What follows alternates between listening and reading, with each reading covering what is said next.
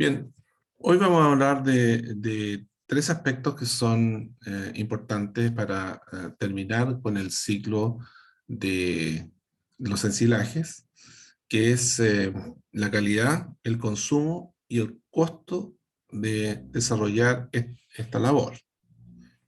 Eh, Nosotros tenemos que el consumo del ensilaje siempre va a estar relacionado con la calidad del producto que se ofrece a los animales. Es decir, un producto de mala calidad siempre va a ser rechazado y va a tener baja palatabilidad y por lo tanto siempre va a ser rechazado por el animal. En cambio, un producto de calidad va a ser siempre bien considerado por los animales.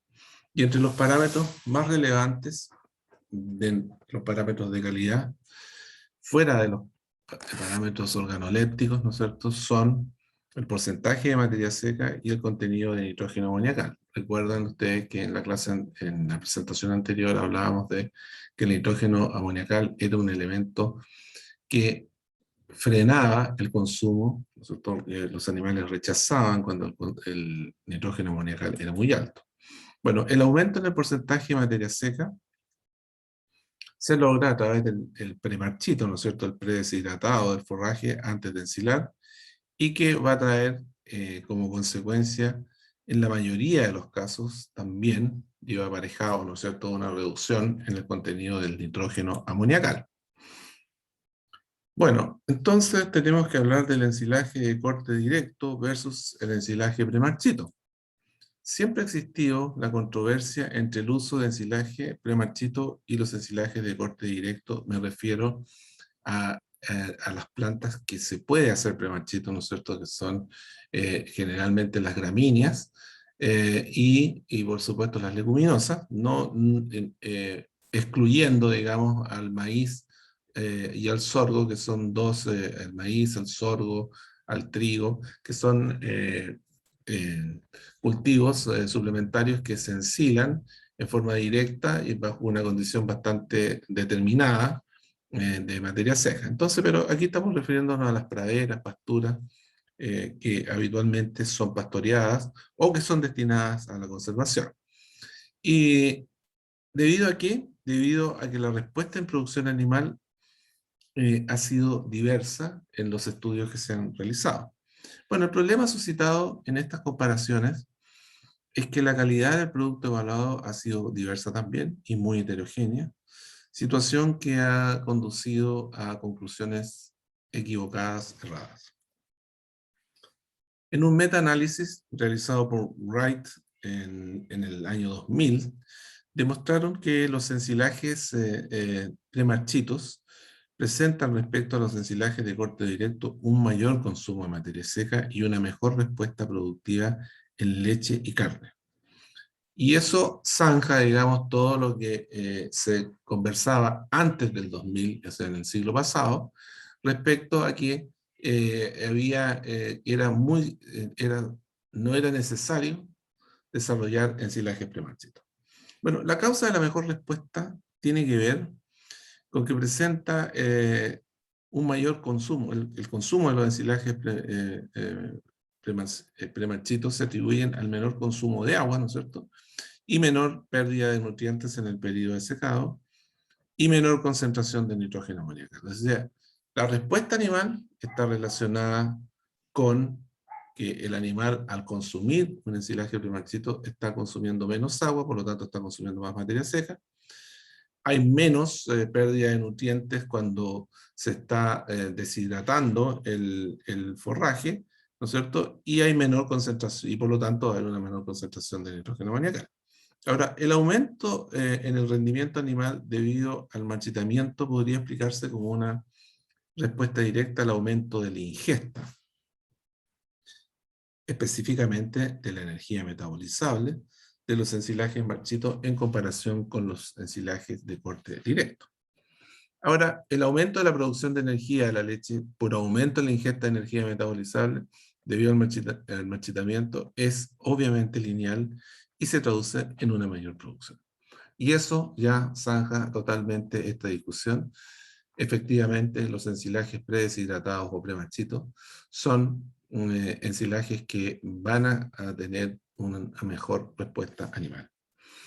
Ahora, en conclusión, los resultados de los estudios realizados en el país han demostrado que no existen diferencias productivas entre el uso de ensilaje marchito y de corte directo y que condujo a una confusión. Hoy,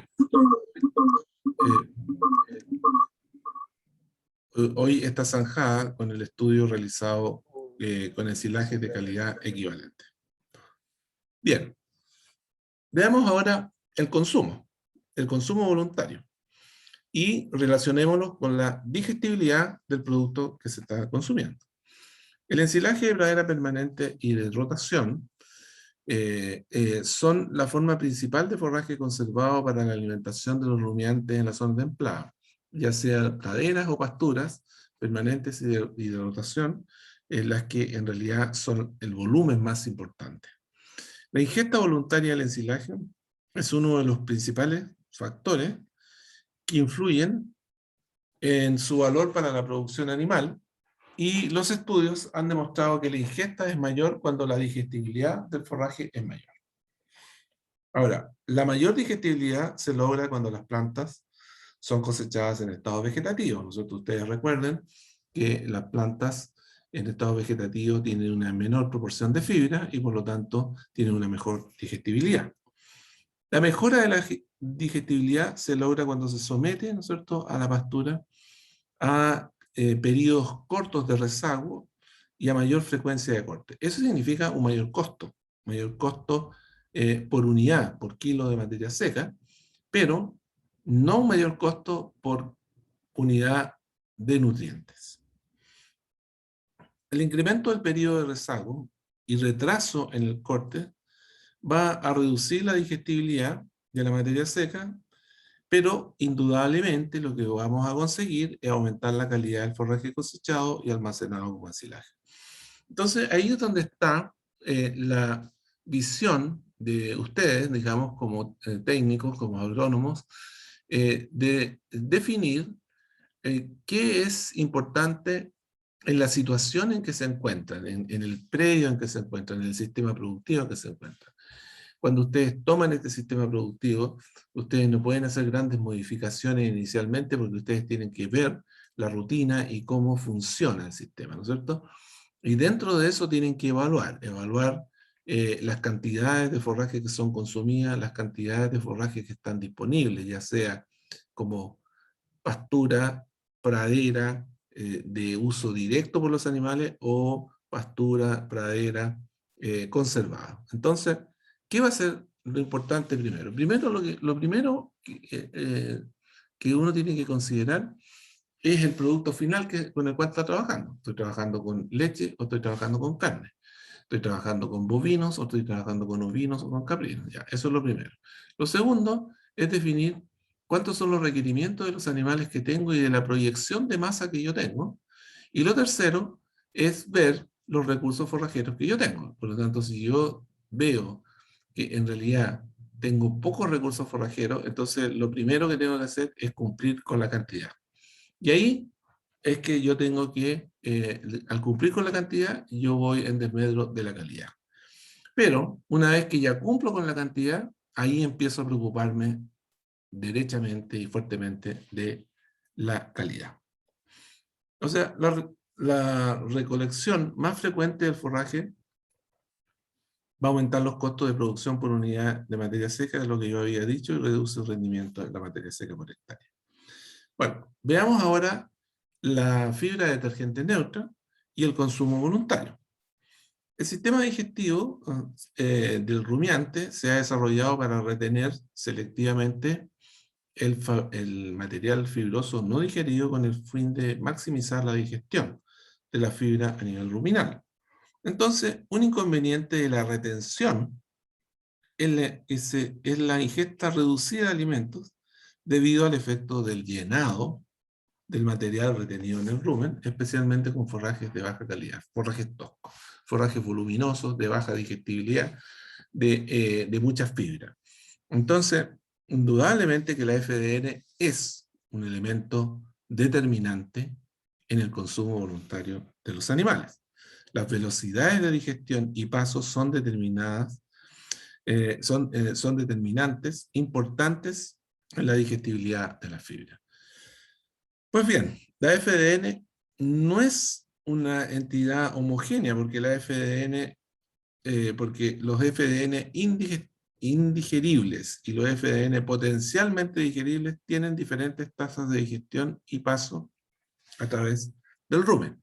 Entonces está estudiado que las FDN potencialmente digestibles se retienen selectivamente en el rumen. Así las partículas pequeñas y las grandes tienen diferentes propiedades de paso y digestión que afectan a la digestibilidad. Entonces, es conocido que las gramíneas y las leguminosas tienen diferentes cinéticas de digestión, paso y trituración debido a características histológicas y la madurez del forraje también, que también afecta su digestibilidad. Bueno, veamos un caso, la relación calidad-rendimiento en el ensilaje de alfalfa. Una leguminosa que habitualmente, que es absolutamente necesario por su alta capacidad tampón, ¿no es cierto? Absolutamente necesario desarrollar un proceso de premarchito para poder hacer una adecuada conservación, y además se deben incorporar, ¿no es cierto?, bacterias, aditivos biológicos para acelerar el proceso de la fermentación ácido-láctica en el ensilaje. Veamos el costo de siembra y producción de la alfalfa. Primero, tenemos obviamente las labores que se deprecian, que se prorratean a través de los años, que son las labores de siembra, las labores de fertilización y los pesticidas que se utilizan. Pero lo más importante dentro de esto es que el fertilizante es el que ocupa el mayor porcentaje, digamos, del costo total de establecimiento de una alfalfa. Y bajo secano y bajo riego. Bajo las dos condiciones, digamos, el producto alfalfa, su mayor costo es la fertilización.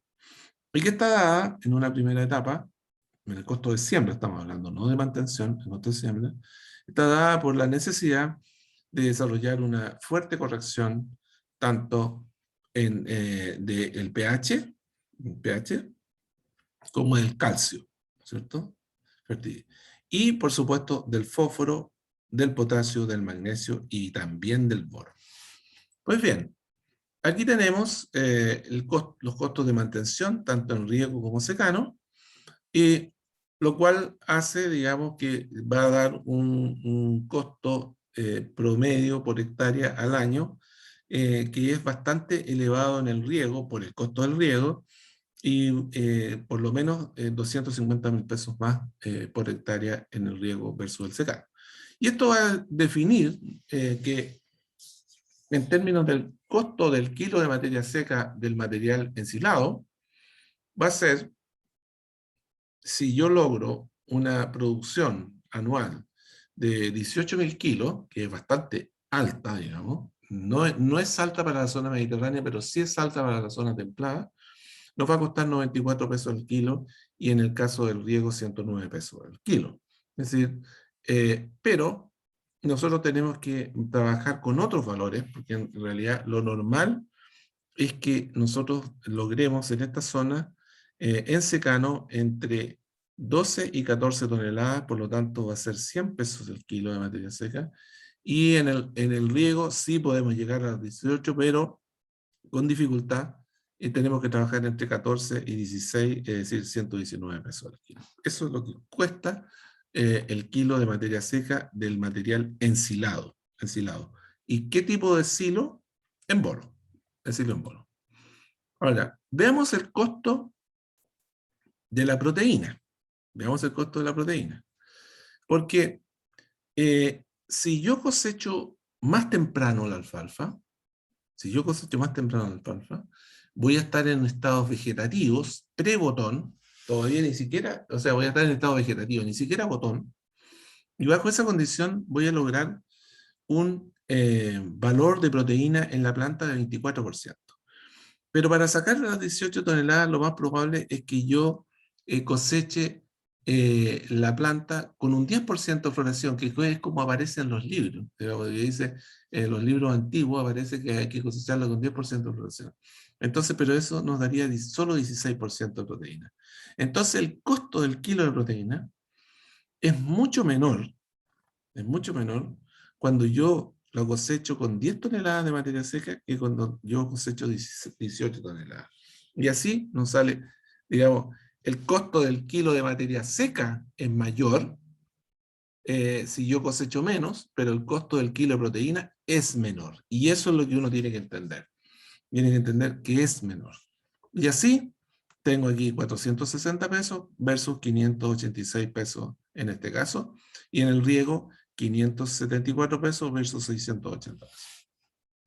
Es decir, es totalmente al revés, ¿no es cierto? Es totalmente al revés. Logro, el kilo de materia seca es menor cuando yo cosecho más producción, como es lógico, ¿no es cierto? Como por regla de 3, pero la proteína es totalmente distinta porque en estados vegetativos yo cosecho mucho más proteína que en estados ya reproductivos con floración. Ahora, veamos los requerimientos de superficie de cosecha. Si yo tengo, si yo cosecho 10 toneladas,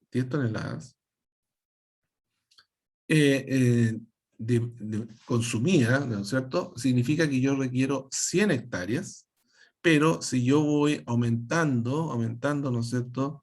La cosecha, es decir, lo voy aumentando los kilos de materia seca cosechado, significa que yo necesito solamente 56 hectáreas, es decir, la mitad de la superficie. Y ese sí que es un problema, porque en los costos que yo he mencionado, están los costos directos, pero no está incluido el valor alternativo del uso de la tierra. Y eso sí que es importante. Entonces, para lograr alcanzar los requerimientos de calidad es necesario tener una mayor superficie de cosecha, que a veces no es posible de alcanzar porque no tengo esa superficie. Entonces, ahí es donde está la disyuntiva, calidad versus cantidad. Veamos los costos de producción de algunos ensilajes. Espero que haya quedado claro, digamos, el concepto de calidad y volumen con esto que he mencionado respecto a la alfalfa. Veamos los costos de producción de algunos ensilajes. Veamos el costo de siembra y producción de vallica anual, que es tan común, ¿no es cierto?, que se siembra sola o con avena. Y siempre ustedes van a poder observar que esta siembras de pasturas, siempre el elemento más relevante en el costo es el fertilizante, casi el 50%, digamos, del total. Por lo tanto, digamos, es clave desarrollar un adecuado análisis de suelo y es clave entender los requerimientos de cada una de las plantas porque ese es el costo mayor. Por eso uno insiste mucho, ¿cierto? Cuando se estudian las praderas, cuando se estudian las pasturas, cuando se estudian los cultivos suplementarios, se insiste mucho en los requerimientos de las plantas. ¿Por qué? Porque si ustedes no saben los requerimientos de las plantas, no pueden calcular, ¿no es cierto?, la fertilización. El anterior es con preparación de suelo.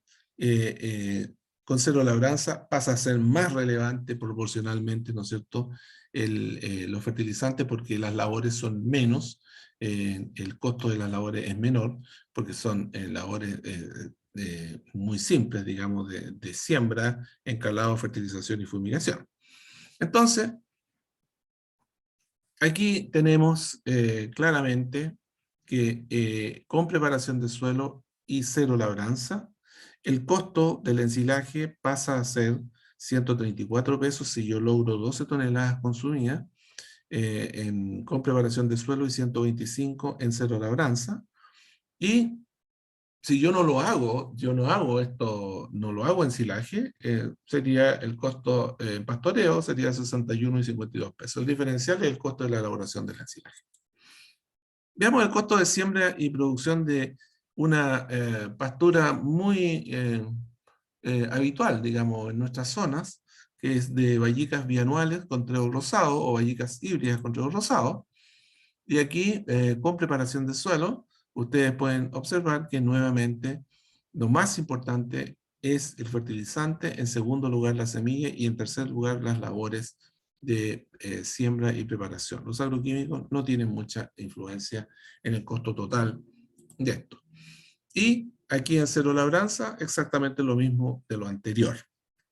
Para lo cual, aquí hay que considerar, en este caso, porque como es bianual, hay que considerar la mantención, ¿no es cierto? La mantención, y por lo tanto nos da un total, con preparación del suelo y cero labranza.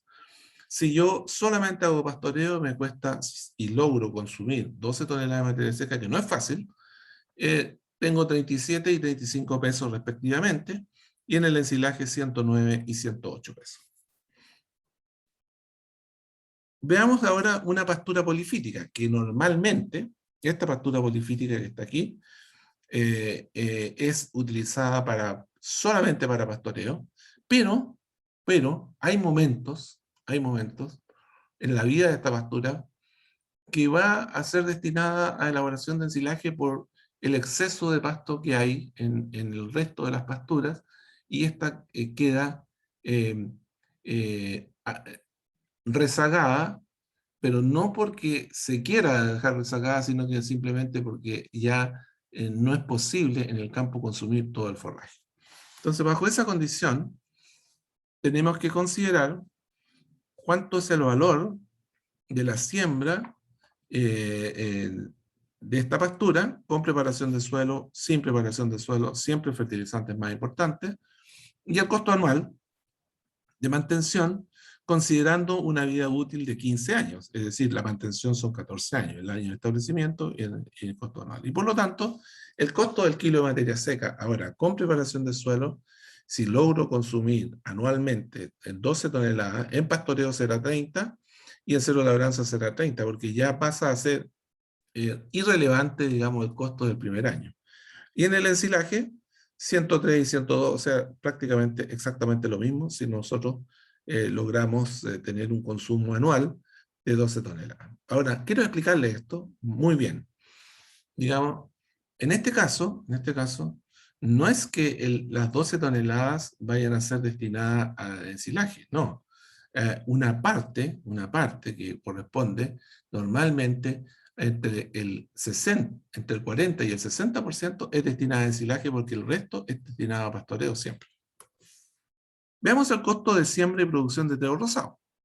Bueno, el trébol rosado es una planta que ustedes ya conocen, que tiene una longevidad de 3 años, al igual que todas las especies forrajeras. El mayor costo de establecimiento está dado por la fertilización, con y sin preparación de suelo, es decir, cero labranza o con preparación de suelo total, y el costo de mantención, va a incluir los fertilizantes y la aplicación de fertilizantes, ¿Mm? Con una longevidad de 3 años, por lo tanto la mantención son 2 años. Esto supone de que si lo destináramos a pastoreo, que no es posible, solo pastoreo, el trébol rosado tiene que ser conservado en ciertos momentos del año, es 29 pesos o 27, y la ensilaje 102 y 99 pesos. Y veamos ahora el costo de siembra y producción de un maíz para ensilaje, que es exclusivo para ensilaje, este no va para pastoreo. Aquí hay una compensación, las labores son elevadas, está incluido, digamos, la cosecha dentro de las labores, y por lo tanto 32 a 38% entre labores y fertilizantes, lo que significa, digamos, 70% del total es fertilización y labores de preparación y cosecha. La semilla solo un 12, y aquí la semilla es más bajo su valor proporcionalmente que los agroquímicos, a diferencia de lo que pasaba en las pasturas, por la cantidad de herbicidas que tiene este producto. Bajo condiciones de secano y bajo condiciones de riego, las labores son mayores, porque en realidad ahí está el riego incorporado. Y por lo tanto, nosotros tenemos aspiraciones distintas también en el maíz. cuando son destinados a, cuando son sembrados en secano o son sembrados bajo riego. En secano, la aspiración es llegar a 18, 20 toneladas de materia seca en los mejores lugares, pero habitualmente en promedio se llega a 16 toneladas de materia seca conservada. Por lo tanto, son 99 pesos el kilo. Y en cambio, en riego, la aspiración es mayor, 22 a 24 toneladas, incluso 26, y por lo tanto el costo del kilo de materia seca es bastante menor, es 86 pesos. Aquí hay que considerar la inversión en riego, indudablemente, que eso, no está, eso está incluido en el costo directo y no el de inversión. Por lo tanto, ustedes pueden observar que en realidad el costo del ensilaje, tiene dentro de todo lo que corresponde a la producción, ¿cierto? El costo del ensilaje es bajo respecto a la producción total, de forraje. El costo de elaboración del ensilaje. Lo más caro dentro del sistema es la fertilización.